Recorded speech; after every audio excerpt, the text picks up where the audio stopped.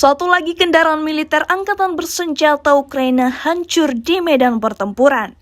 Rekamannya ramai beredar di media sosial Telegram pada Selasa 21 Mei 2024. Operator UAV Rusia terus bekerja sepanjang hari memusnahkan setiap peralatan militer Ukraina yang terdeteksi. Di wilayah yang tidak disebutkan namanya dalam narasi unggahan, truk pick-up Ukraina terbakar hebat setelah dihantam drone jet Rusia. Ledakan dahsyat terjadi seperti yang diharapkan militer Rusia. Tidak disebutkan secara pasti ada berapa total kerugian yang didapatkan angkatan bersenjata Ukraina di era ini. Video ini viral dan menuai beragam respon warganet.